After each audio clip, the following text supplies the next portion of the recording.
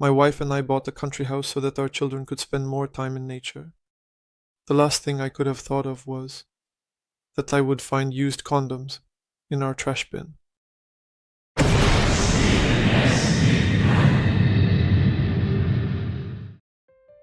My name is Kevin. I am 42. Rachel is my wife. She is 39. We have been together for more than 15 years and have been married for 11. We have two children, a daughter Lily, who is 10, and a son Josh, who is 7. I wouldn't call our life perfect, but it was stable. I was earning well. We lived in the suburbs in a cozy 2-story house. The children attended a good school. We had a family SUV and a little dog named Rocky. Everything seemed to be going as it should. About 2 months before everything fell apart, Rachel started talking about a summer house. She was obsessed with this idea from the very beginning. She said the children needed more nature. We needed a place where the whole family could spend time during the summer holidays, gathering for barbecues, having family evenings. The idea seemed reasonable to me. And to be honest, I also imagined myself grilling burgers while the kids ran around on the grass, and Rachel read a book in a hammock with a glass of wine. I agreed almost immediately. We found a suitable cottage just an hour's drive from the city. Old, but cozy.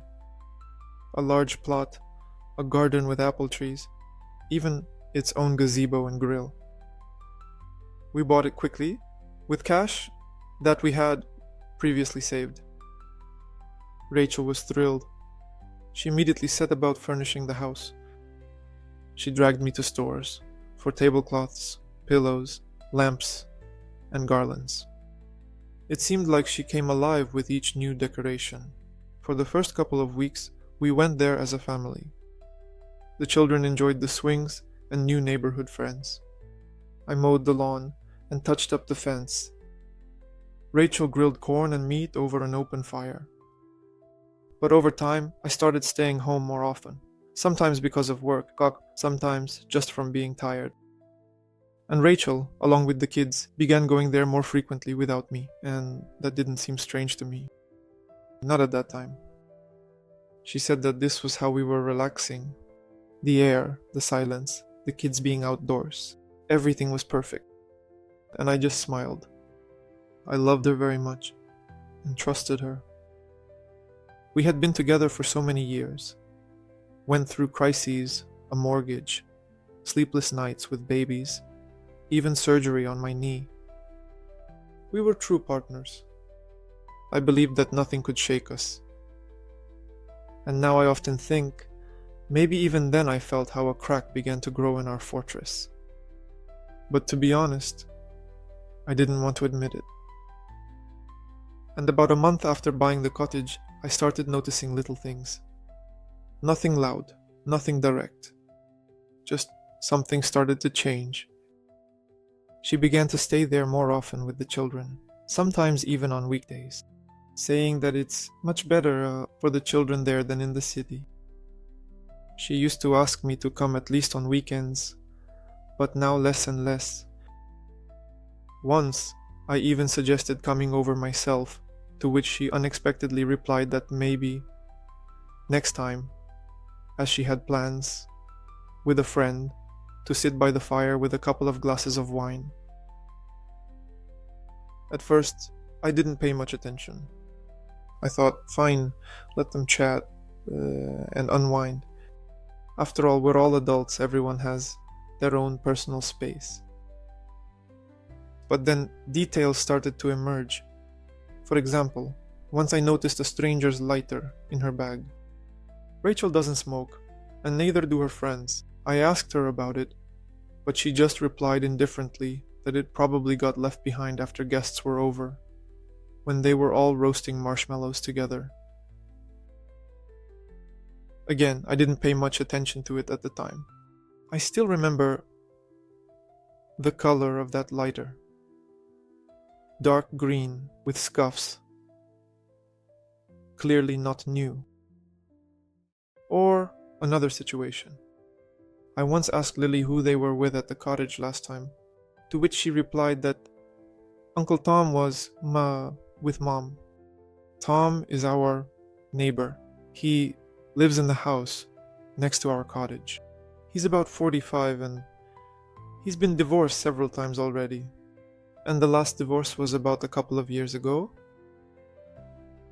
He always seemed friendly, but it bothered me how Lily said that Mom was with Uncle Tom and they talked for a very long time. Josh and I were already going to bed, but they kept sitting on the terrace. Then I asked Rachel the next day if she was with a friend, if everything was really like that. But Rachel hesitated, and then replied that yes, a friend was there. Indeed, we were together and drank wine. Then she left, and our neighbor, Tom, came over. We just chatted a little. Then I didn't continue the conversation further. One day she came home and immediately went to take a shower.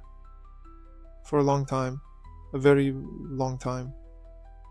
Then she came out in a robe with wet hair and was extremely tense.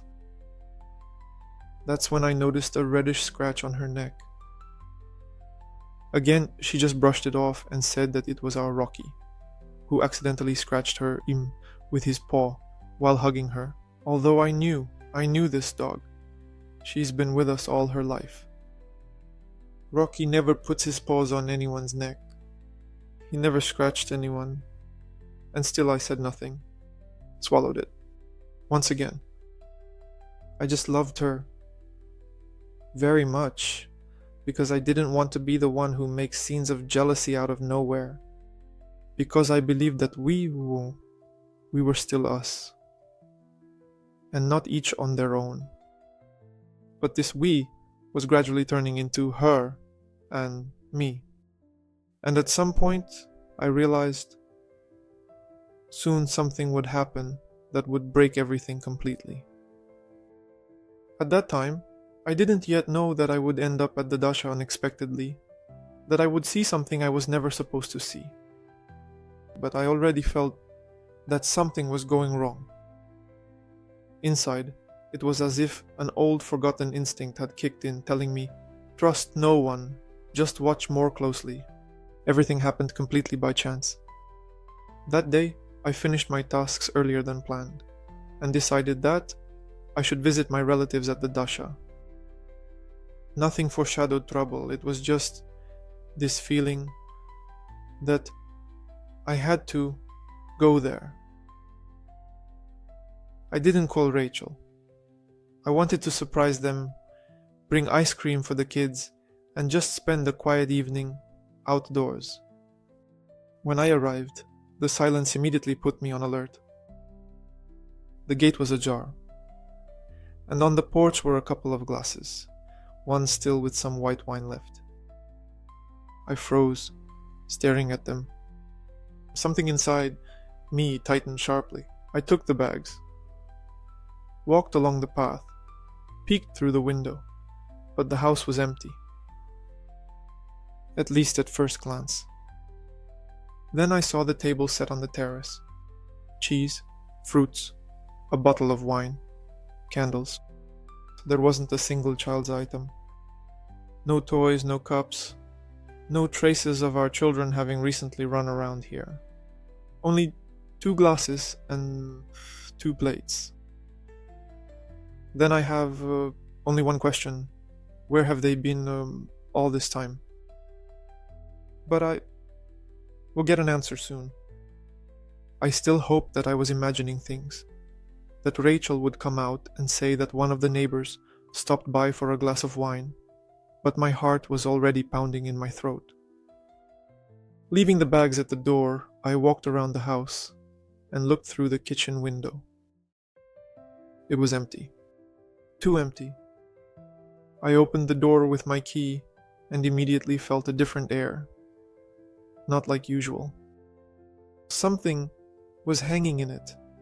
Something heavy. I took a couple of steps inside the wall almost automatically. Passing by the trash can in the kitchen, I noticed that the bag wasn't tied. It seemed like a small thing, but it was exactly what made me stop. I opened the lid, and among the orange peels and an empty bottle, there were 2 used condoms. The pack they came in was there too. I looked and stopped understanding. Rachel and I never used condoms. But for some reason, these 2 are here. A storm started swirling in my head. I slowly moved towards the bedroom, the one we made into a guest room. The kids and I slept upstairs. This room was almost unused. The door was closed but muffled. Moans were coming from inside. At first, I thought I was mistaken, that it might be music, maybe a movie. But these were real sounds, muted, uncertain, but recognizable. I froze in front of the door. My chest tightened as if the air had disappeared. I couldn't believe it, but I already knew. Slowly, trying not to make a noise, I pressed the handle. The door opened. At first there was darkness in front of me, then semi-darkness. And in this semi-darkness, 2 figures. My wife and Tom, naked. He was lying on his back, she was riding him. I couldn't see her face, only the quiet feminine moans that sounded in rhythm with the movement. I stood there paralyzed, unable to breathe in or out for several seconds. I just watched as my wife was having sex with the neighbor in our guest bedroom at our cottage, where just a week ago we were roasting marshmallows with the kids by the fire. I don't remember how I started screaming. I only remember Tom panicking and pushing Rachel off as she jumps up, covering her chest, trying to say something to me. And I'm just screaming like a madman, breaking into a shout, into pain, into an animal howl, because I'm being torn apart inside. I threw him out of the house almost naked. He didn't even try to resist. Rachel was shouting something after me, trying to grab my hands, to cling to me, to justify herself. But I broke free. I didn't hear anything. There was a ringing in my ears. I got into the car and drove off, not paying attention to the road. I just wanted to disappear. I don't remember how I got home. I don't remember the road or the traffic lights. The only thing that stayed in my mind was her face, distorted by fear, confusion, and shame. No, not in front of me, no. In front of the fact that she was caught. At home, I sat on the floor in the hallway, leaning against the wall, clutching the phone in my hands. There was a haze in my eyes. My body felt numb. I didn't eat, didn't sleep, just stared into the void. I spent the first night like that. The second night in the car, in the parking lot of a supermarket, because I couldn't stay in that house. Everything reminded me of her, even the smell of the pillow. On the third night, I rented a room in a small hotel not far from work. At least there was neither her voice, nor her clothes, nor memories. Just an empty room and a bed where I could finally fall asleep. Rachel wrote a lot. Huge paragraphs, voice messages, photos. She cried and pleaded. She said it was all a mistake, that everything was wrong, that she didn't know how it happened. She sent photos of the kids, where they are smiling, laughing, with a caption saying they are waiting for me, Kevin. It tore me apart, but I still didn't respond. Everything just died inside. I took a day off from work. For several days I just sat in the room, stared at the ceiling, sometimes tried to eat, but it didn't work. Every time I closed my eyes, I saw them in our room, at our summer house, in the place where I wanted to build memories She was building lust. A few days later, I wrote to the lawyer a simple phrase that I would like to discuss a divorce. And that's how it all started. It was my first step. Unbearably difficult, but necessary. Rachel and I hardly talked. I would pick up the kids when she was at work, leave them with their grandmother, and spend the night away from home. The little ones were puzzled, especially the eldest, who didn't understand why Dad wasn't sleeping at home anymore. I couldn't explain everything to them. I couldn't. It wasn't the right time yet. Sometimes I would go to the country house alone. I would just stand in the backyard, looking at that very terrace, at that table. It still smelled of summer and betrayal. Meanwhile, Rachel started burning up the phone.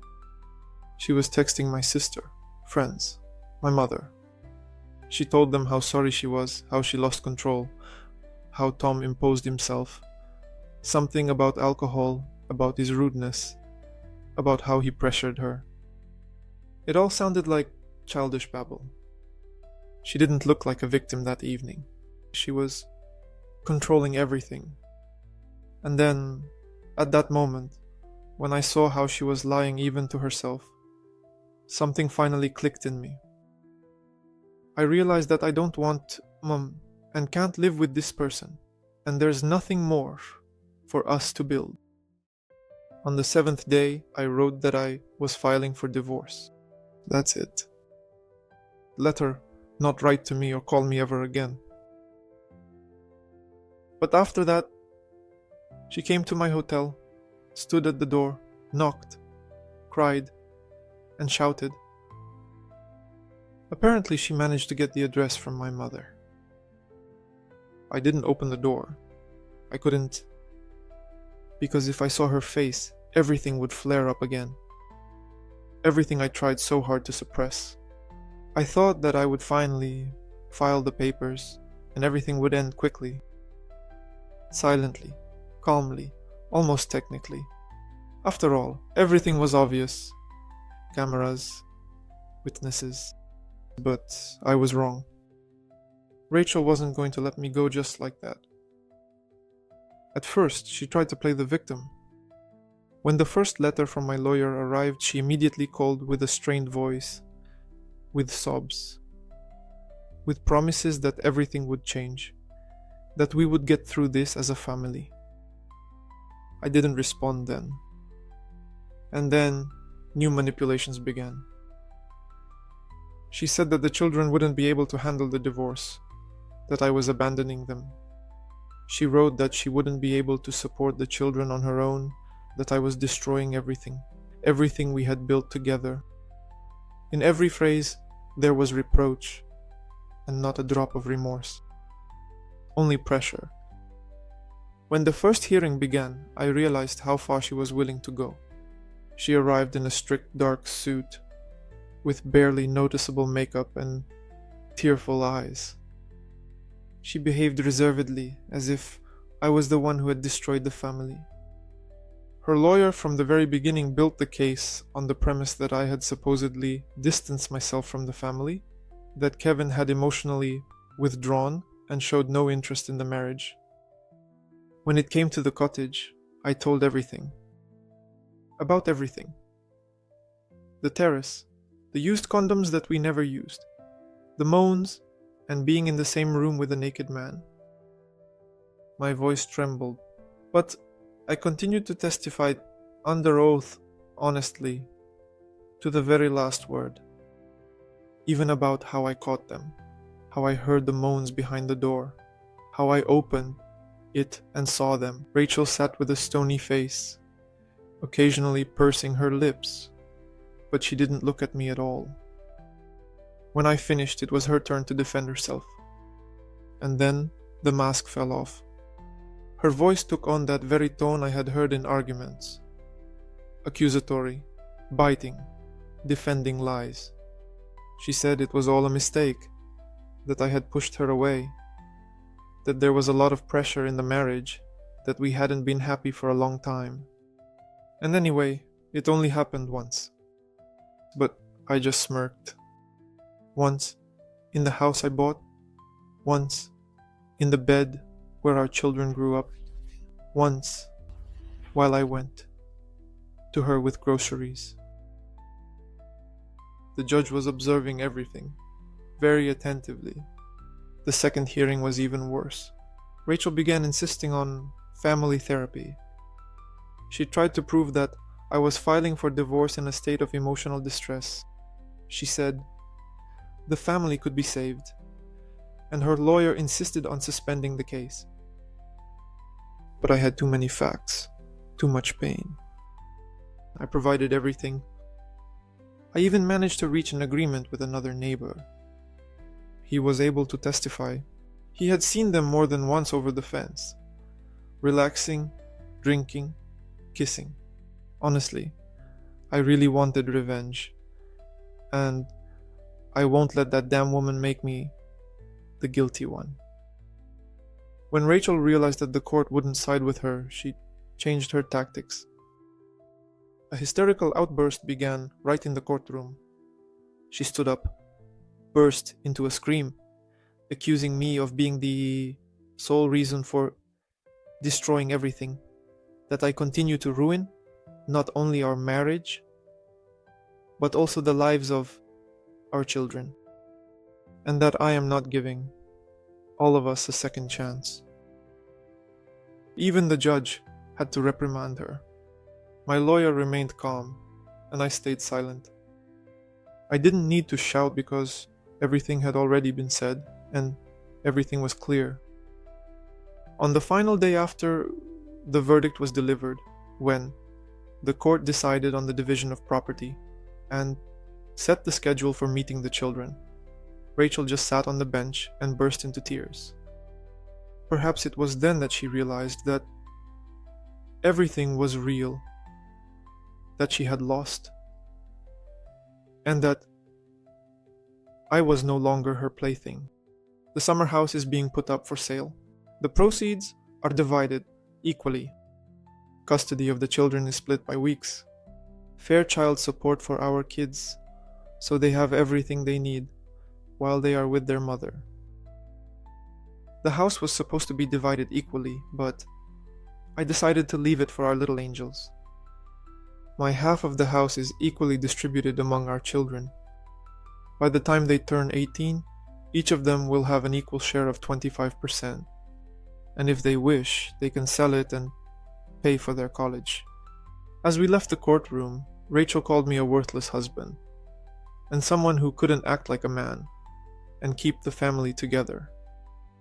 I turned around and just whispered that she was an unfaithful whore. Divorce is not the end. It's not the moment when you sign the documents and these papers and everything is over. No. Divorce is a long, sticky process of separating from memories, from habits, from the smell of her shampoo in the bathroom, and from the sounds of children's footsteps in the old house. It's a struggle for your own breath when you're still being pulled back to where you were betrayed. After the court's decision, I temporarily went to stay with my brother in another district. I just needed to get away. The air in our house had become extremely toxic. Everything there reminded me of her, and it was unbearable. I rented a small apartment closer to the center, but with 2 bedrooms for our kids. Even though custody was equal, it felt like I truly saw them too little. The first weeks were tough, especially when silence came, when you're sitting alone in the kitchen, staring at the screen of a turned-off TV, and you catch yourself not even being able to remember the taste of food. You just eat mechanically so you don't collapse. Rachel, she would appear and then disappear. At first she tried to maintain a connection, but not with the kids, no. She tried to maintain a connection with me. She sent photos, videos from their walks, wrote that she missed me, that she made a mistake and couldn't live without me. I didn't respond. I saw how much she wanted to get everything back, but not because she loved me, but because she lost. She didn't know how to live alone. I found out that a couple of weeks after the divorce, Tom moved in with her. I wasn't surprised, but I didn't feel anything either. No pain, no anger, just a strange heavy feeling, as if you're watching a movie in which you once played the lead role, but now you're just observing from the audience. In the first months, everything was extremely beautiful for them. Photos on Instagram, joint walks, shared breakfasts. Only I knew my children. I saw that in those photos their smiles were fake. They were playing at being a happy family, but it was all not real. Especially the eldest, Lily. She felt everything. She wasn't stupid. I developed the habit of picking up the children every Friday evening. We watched movies, made pizza, and took evening walks in the park. I was starting everything over, without the family I had built, but with those I truly loved. 6 months later, I saw Rachel in court again. This time she wanted to change the custody schedule because it was extremely inconvenient for her. She said, "My new lifestyle," and now she wants to change everything. I also saw how she had changed. She had become tired, irritable. Tom wasn't coping. They were arguing. Several times the children mentioned hearing him yell at them. That's when I raised the issue of a potential threat. But the court refused to review the custody and left everything as it was. About 8 months after the divorce, I found out that Tom left Rachel. He just packed his things and moved out. His ex-wife filed for alimony, using the materials I had once given her. Irony, you ask? No, just the consequences of life. Rachel tried to get in touch again. She wrote that she missed me, that she felt bad, that she was not herself. She even said that we were meant to live together for life. I didn't respond to this, didn't react. Inside, everything had just died. I didn't become bitter. I didn't become bitter even when Lily accidentally mentioned during one of our meetings that her mom cries at night. I just let go. Now it's been over a year. I don't have a new woman, no great love. But I have myself. And I have my children. And I smile sincerely, like never before. I look at the sun differently. And I no longer live in the shadows. Sometimes I dream of those weekends at the cottage, where I saw her with Tom, where I felt everything collapsing. But now these are just dreams, just a reminder of where I came from, who I was, who I have become. I survived, and now I am free. I can overcome loneliness together with my children. We are a family, albeit not a complete one, but a family. Thank you for watching our video to the end. You can also watch our previous videos on the channel. Don't forget to subscribe and set up notifications.